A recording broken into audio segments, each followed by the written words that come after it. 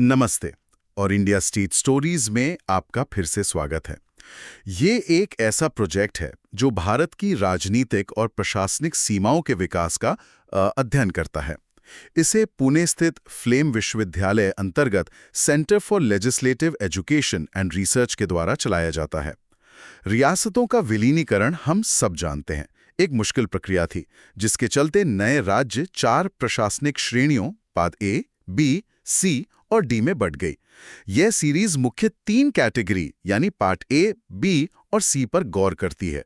पहले कुछ एपिसोड में हम भाग ए के अंतर्गत आने वाले राज्यों और उन्हें बनाने वाली रियासतों के विलय का पता लगाएंगे।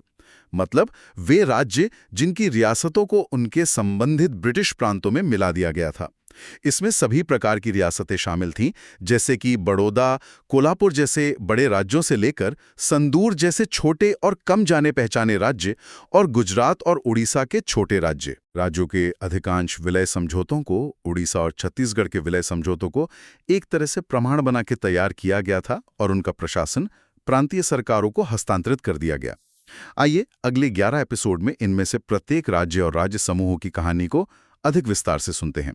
ये सारे एपिसोड हमारी इंडिया स्टेट स्टोरीज की टीम ने लिखे आर्टिकल पर आधारित हैं। इन आर्टिकल की मदद से हमने ये चर्चा तैयार की है। आप शो नोट्स में संबंधित आर्टिकल की लिंक पा सकते हैं। तो जैसा हमने सुना, पार्ट ए राज्य वो थे जहां रियासतों को ब्रिटिश प्रांतों में मिलाया गया। आज हम इतिहास के पन्नों में एक बहुत ही दिलचस्प कहानी पर थोड़ी गहराई से बात करने वाले हैं। ये कहानी है भारत में बड़ौदा रियासत के विलय की। जी, एक बहुत अहम मोड़ था वो भारतीय इतिहास में। बिल्कुल।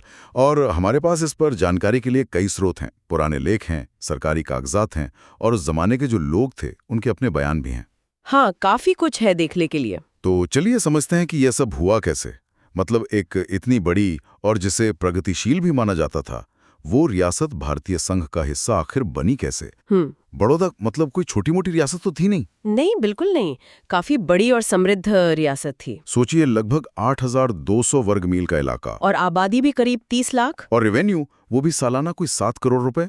उस जमाने में तो ये बहुत बड़ी रकम थी। जी हाँ, उस वक्त के हिसाब से तो काफी ज्यादा। और जैसा आपने कहा, प्रगतिशील होने की भी इसकी एक पहचान थी। हाँ, खासकर महाराजा सयाजीराव गायकवाड़ तृतीय के समय में।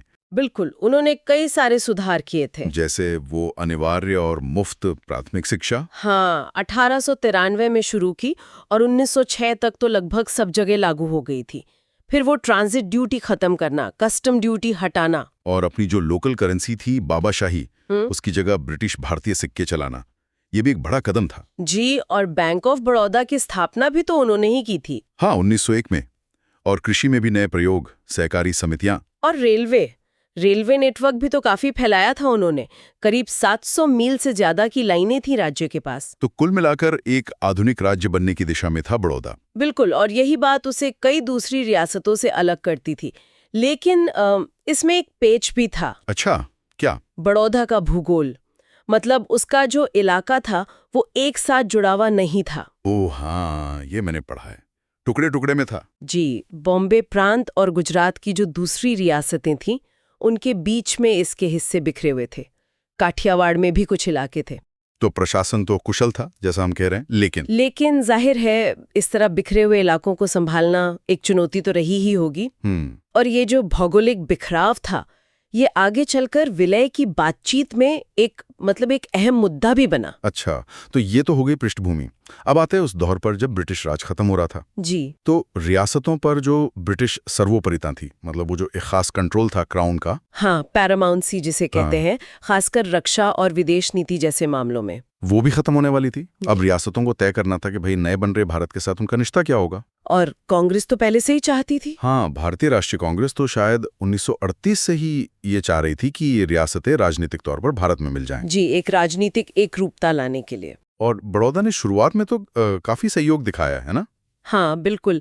ये उन पहली रियासतों में से थी जिसने 1947 में संविधान सभा में अपने प्रतिनिधि भेजे थे। और वो विलय पत्र, इंस्ट्रूमेंट ऑफ एक्सेशन, हाँ, उस पर भी दस्तखत करने को तैयार हो गया था आजादी से ठीक पहले, जिसके तहत वो 3 अहम विषय रक्षा, विदेश मामले और संचार भारत सरकार को सौंपने थे।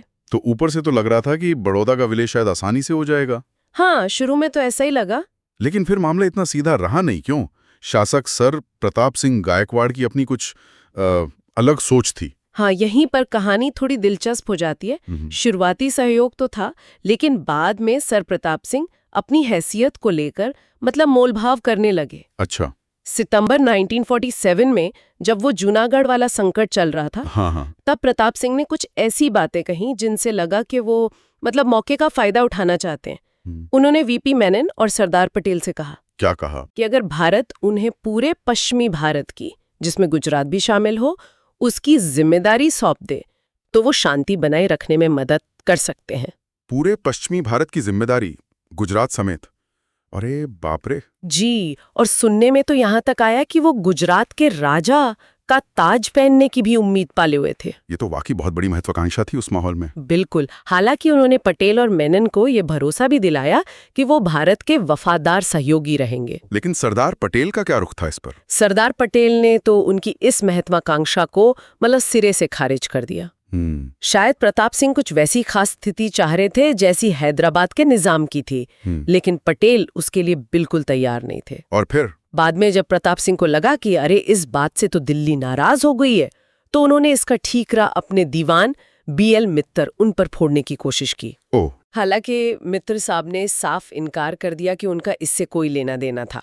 ये दिखाता है कि मतलब शासकों पर कितना दबाव था और वो अपनी स्थिति को लेकर कितने अनिश्चित थे उस समय। और ये सिर्फ बाहर का दबाव नहीं था, शायद रियासत के अंदर भी कुछ चल रहा था। हाँ बिल्कुल। बड़ौदा में भी मतलब एक जिम्मेदार सरकार की मांग को लेकर आंदोलन जोर पकड़ रहा था। खासकर जनवरी 1948 में जब पास में ही सौराष्ट्र संघ बना तो यहाँ भी दबाव बढ़ा। और प्रताप सिंह की अपनी बनाई सरकार से रिश्ते कैसे थे? वो भी तनावपूर्ण हो गए थे। महाराजा की शिकायत थी कि भाई उनसे प्रशासनिक मामलों में कोई सलाह मशवरा ही नहीं किया जा रहा। तो मतलब महाराजा एक तरह से घिर रहे थे, बाहर से भी दबाव, अंदर से भी। हाँ बिल्कुल।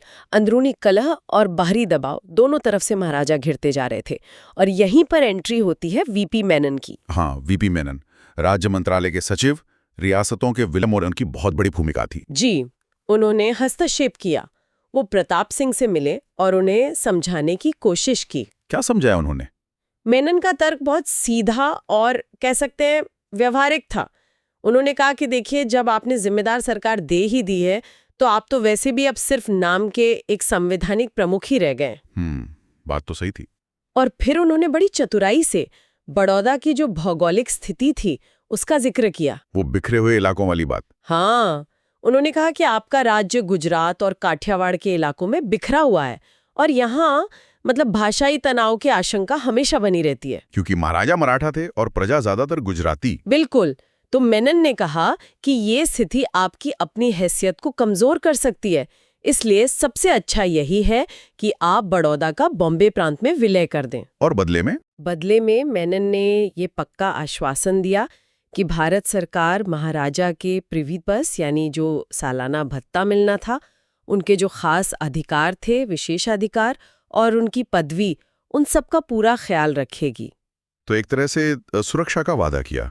जी, उनके लिए एक सुरक्षित रास्ता सुझाया गया था। तो क्या महाराजा फौरन मान गए इस पर? नहीं, फौरन नहीं माने। सर प्रताप सिंह थोड़े हिचकिचाए। उन्होंने अपनी पत्नी महारानी शांता देवी उनसे सलाह ली। अच्छा, महारानी का क्या कहना था? दिलचस्प बात यह है कि महारानी विलय के पक्ष में नहीं थी। ओह। लेकिन उन्होंने आखिरी फैसला महाराजा पर ही छोड़ दिया। तो फिर महाराजा ने क्या तय किया? आखिरकार प्रताप सिंह इस नतीजे पर पहुंचे कि शायद उनकी अपनी सरकार से उन्हें वो सम्मान और अधिकार नहीं मिलेंगे जिसकी उन्हें उम्मीद है, और उनका भविष्य भारत सरकार के साथ जुड़ने में ही ज्यादा सुरक्षित है। समझ गया। तो ये उनका अपना आकलन था। हाँ, कह सकते हैं। तो फिर औपचारिक फैसला कब हुआ विलय का? औपचारिक फैसला लिया गया 28 जनवरी 1949 को। उनकी जो कार्यकारी परिषद थी उसने इसे मंजूरी दी और घोषणा 31 जनवरी को प्रेस विज्ञप्ति के जरिए कर दी गई। और कहते हैं कि जब दस्तखत हुए तो महाराजा काफी भावुक हो गए थे। हाँ, ऐसा कहा जाता है कि जब समझौते पर दस्तखत करने का समय आया तो प्रताप सिंह काफी भावुक हो गए और वीपी मेनन के सामने उनकी आंखों में आंसू आ गए थे। मेनन ने उन्हें फिर से भरोसा दिलाया कि उनके हितों का, खासकर प्रिवी पर्स और निजी संपत्ति के मामले में पूरा ध्यान रखा जाएगा। यकीनन एक युग का अंत था वो, सदियों से चली आ रही सत्ता का इस तरह खत्म होना। हाँ, किसी भी शासक के लिए आसान नहीं रहा होगा वो क्षण। बिल्कुल। तो फिर इस समझौते की मुख्य शर्तें क्या थीं? जाहिर है प्रिवी पर्स और निजी संपत्ति ये दो बड़े मुद्दे रहे होंगे। जी बिल्कुल। प्रिवी पर्स पर तो काफी बातचीत हुई। हाँ। देखिए, आमतौर पर जो पूर्वी राज्यों का विलय हुआ था, वहां शासकों के लिए अधिकतम 10 लाख रुपए सालाना की सीमा से तय कर दी गई थी। अच्छा। लेकिन बड़ौदा, जैसा हमने कहा, एक बड़ी और आर्थिक रूप से मजबूत रियासत थी, हाँ। तो उससे ज्यादा राशि मिली। प्रताप सिंह का प्रिवी पर्स तय हुआ 26.5 लाख रुपए सालाना। 26.5 लाख, ये तो बहुत बड़ी रकम थी उस समय। जी, हैदराबाद के निजाम के बाद ये दूसरी सबसे बड़ी राशि थी और इसकी गारंटी केंद्र सरकार ने दी थी। ठीक है, और निजी संपत्ति का क्या हुआ? वो कैसे तय हुआ कि क्या महाराजा का है और क्या राज्य का? हाँ, ये भी एक बड़ा मुद्दा था। महाराजा इस बात पर सहमत हुए कि उनकी निजी संपत्ति और राज्य की संपत्ति को अलग अलग किया जाएगा। उन्होंने 2 बड़े राज्य ट्रस्ट बनाने का वादा भी निभाया, 1-1 करोड़ रुपए के। ये ट्रस्ट सार्वजनिक कामों और शिक्षा के लिए थे, जिनकी घोषणा उनके पहले के शासक ने की थी। अच्छा, वो वादे पूरे किए? जी, इसके अलावा उन्होंने कुछ सरकारी पैसा लौटाने का भी वादा किया। जो खजाना था, जवारखाना, उसके रिकॉर्ड दुरुस्त करने की बात कही। और गहनों का? हाँ, निजी और राज्य के गहनों की अलग-अलग लिस्ट बनाने पर सहमत हुए, और कुछ कीमती हार और गहने जो इंग्लैंड ले जाए गए थे, उन्हें वापस लाने का भी वादा किया। काफी कुछ था इसमें। जी, और एक और अहम बात, उन्होंने अपनी सारी निजी संपत्ति का एक ट्रस्ट बनाने पर भी सहमति जताई, जो महारानी और बच्चों के फायदे के लिए होता। और ये सब शांति से हो गया, कोई झगड़ा नहीं। हाँ, सबसे अच्छी बात यही रही कि ये सारे जटिल मामले बिना किसी बाहरी मध्यस्थता के आपसी सहमति से ही सुलझा लिए गए। ये तो वाकई एक विस्तृत व्यवस्था थी। अच्छा, कानूनी तौर पर इसका मतलब क्या था? जो पहले समझौते हुए थे, जैसे वो विलय पत्र और स्टैंड स्टिल समझौता, उनका क्या हुआ? हाँ, ये बहुत महत्वपूर्ण सवाल है। ये जो नया विलय समझौता हुआ, इसने अगस्त 1947 वाले विलय पत्र, इंस्ट्रूमेंट ऑफ एक्सेशन और स्टैंड स्टिल समझौते, स्टैंड स्टिल एग्रीमेंट को पूरी तरह से रद्द कर दिया, मतलब ओवरराइड कर दिया। स्टैंड स्टिल समझौता तो इसलिए था ना कि चीजें चलती रहें, कोई खालीपन ना आए। बिल्कुल, उसका मकसद था कि सत्ता बदलने के दौरान पुरानी व्यवस्थाएं जैसे डाक, तार, कस्टम वगैरह वो चलती रहें। लेकिन अब इस नए समझौते का मतलब था कि भारत की जो डोमिनियन सरकार थी, उसे बड़ौदा राज्य पर पूर्ण और अनन्य क्षेत्राधिकार और शक्ति मिल गई। अच्छा, मतलब पूरा कंट्रोल। जी, पहले जो सिर्फ 3 विषयों पर सीमित विलय हुआ था, अब वो खत्म हो गया।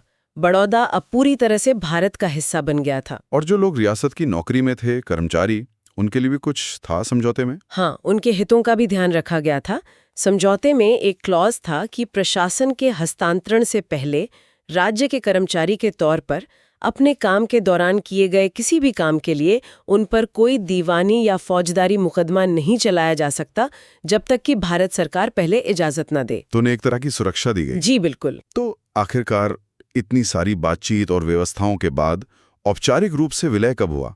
मतलब दस्तखत कब हुए और प्रशासन कब सौंपा गया? बड़ौदा विलय समझौते पर औपचारिक दस्तखत हुए 21 मार्च 1949 को। महाराजा प्रताप सिंह गायकवाड़ और भारत सरकार की तरफ से वीपी मेनन ने साइन किए।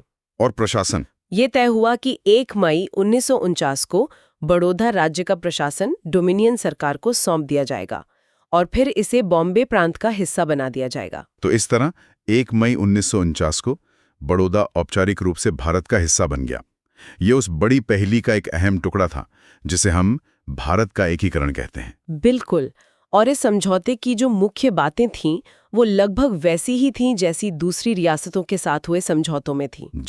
जैसे महाराजा ने शासन के सारे अधिकार भारत सरकार को सौंप दिए, बदले में सरकार ने उनके व्यक्तिगत अधिकारों, विशेषाधिकारों और सम्मान की गारंटी दी। राज्य का प्रशासन बॉम्बे प्रांत के साथ मिला दिया गया। और पैसे कौड़ी का मामला, फाइनेंस? हाँ, वित्तीय मामलों के एकीकरण के लिए भी व्यवस्था बनाई गई। एक कमेटी बनाई गई थी, भारतीय राज्य वित्त जांच समिति। उसे ये काम सौंपा गया कि वो बड़ौदा के बॉम्बे में विलय से जो वित्तीय मसले उठेंगे, उनकी जांच करें। मोटे तौर पर केंद्र सरकार केंद्रीय विषयों और संपत्ति देनदारियों को संभालेगी और प्रांतीय सरकार प्रांतीय विषयों को। और प्रिवी पर्स? प्रिवी पर्स का भुगतान भी आखिरकार केंद्र सरकार के बजट से ही होना था। ठीक है, लेकिन क्या कहानी ही खत्म हो गई? मतलब विलय हो गया, सब शांत हो गया? नहीं। या प्रताप सिंह ने बाद में कोई रस लाया? शुरू? नहीं, कहानियां खत्म नहीं हुई। विलय के कुछ समय बाद सर प्रताप सिंह ने इस पूरी प्रक्रिया की वैधता पर ही सवाल उठा दिए। अरे, ये क्या बात हुई? हाँ, उन्होंने दावा किया कि ये विलय उनकी मर्जी के खिलाफ हुआ था और बाद में जो कुछ हुआ वो भी ठीक नहीं था, अनुचित था। ये वाकई एक चौंकाने वाला मोड़ था। तो फिर भारत सरकार और वीपी मेनन ने क्या कहा? उन्होंने तो खुद ही समझौता करवाया था। वीपी मेनन ने इन दावों का जोरदार खंडन किया। उन्होंने कहा कि भाई महाराजा ने खुद समझौते पे दस्तखत किए हैं, उनकी अपनी कार्यकारी परिषद ने प्रस्ताव पास किया है, उन्होंने खुद प्रेस विज्ञप्ति जारी की है। ये सब क्या साबित करता है? यही कि फैसला सोच समझकर और उनकी सहमति से हुआ था। बिल्कुल। मेनन ने जोर देकर कहा कि ये जो बड़े राजनीतिक बदलाव हो रहे हैं, ये समय की मांग है। एक लोकतांत्रिक और स्वतंत्र भारत में रियासतों का एकीकरण होना ही था, ये एक तरह से अपरिहार्य था, है ना? हाँ। लेकिन विवाद यही नहीं थमा। मतलब शुरू में गारंटी तो दी गई थी, लेकिन सर प्रताप सिंह केंद्र सरकार के लिए एक कह सकते हैं मुश्किल व्यक्ति बने रहे। अच्छा, कैसे? 1950 में उन्होंने कुछ और शासकों के साथ मिलकर एक शासकों का संघ जैसा बनाने की कोशिश की, ताकि वो अपनी शिकायतें राज्य मंत्रालय के सामने रख सके। ओह, तो वो फिर से संगठित होने की कोशिश कर रहे थे। हाँ, कुछ उस तरह का।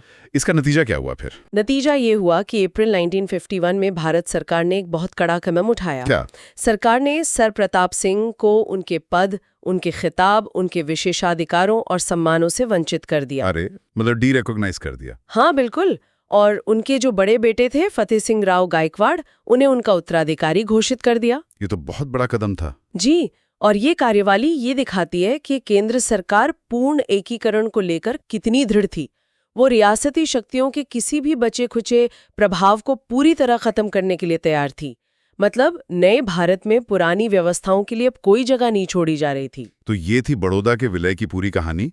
एक तरफ सयाजीराव के दौर की प्रगतिशील रियासत और दूसरी तरफ प्रताप सिंह के समय की ये जटिल प्रक्रिया, जिसमें व्यक्तिगत महत्वाकांक्षाएं भी थी, राजनीतिक दबाव भी थे और एक नया राष्ट्र बनाने की जो जमीनी हकीकत थी वो भी थी। हाँ, बिल्कुल। और वो जो प्रिवी पर्स और निजी संपत्ति पर बातचीत हुई, वो उस दौर की जटिलताओं को बहुत अच्छे से दिखाती है। निश्चित रूप से। इसका मतलब ये है कि भारत का एकीकरण सिर्फ नक्शे पर लकीरें खींचना नहीं था, इसके पीछे बहुत गहरी व्यक्तिगत, राजनीतिक और आर्थिक परतें थी। बिल्कुल, बिल्कुल सही कहा आपने। बड़ौदा का जो ये मामला है, ये हमें रियासतों के एकीकरण में जो चुनौतियां आईं और जो तरीके अपनाए गए, उन्हें समझने में बहुत मदद करता है।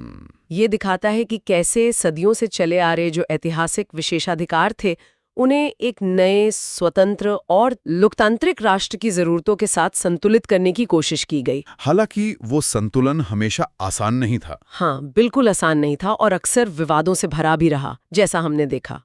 ये सिर्फ एक प्रशासनिक या कानूनी प्रक्रिया नहीं थी, ये भारत के राजनीतिक और सामाजिक ताने बाने में एक बहुत गहरा बदलाव ला रही थी। जाते जाते हमारे श्रोताओं के लिए एक विचार छोड़ जाते हैं जिस पर वो सोच सकते हैं। जी। जब हम इतिहास को देखते हैं तो अक्सर हमें चीजें अपरिहार्य लगती हैं कि भाई ये तो होना ही था। हाँ, ऐसा लगता है। लेकिन बड़ौदा के विलय जैसी घटनाओं में ये जो अपरिहार्यता की धारणा है, इसके सामने व्यक्तिगत फैसलों और एजेंसी, मतलब लोगों के अपने निर्णयों की कितनी भूमिका होती है? क्या प्रताप सिंह या मेनन या पटेल के अलग फैसले इस कहानी को कोई और मोड़ दे सकते थे? ये सोचने वाली बात है। और दूसरा सवाल ये कि इन विलय समझौतों में जो वादे और गारंटियां दी गईं, जैसे प्रीवी पर्स या विशेषाधिकार, उनका भविष्य की पीढ़ियों पर और उस क्षेत्र की पहचान पर क्या और कैसा असर पड़ा होगा? जी, ये सवाल भी बहुत महत्वपूर्ण है। इन पर विचार करना जरूरी है।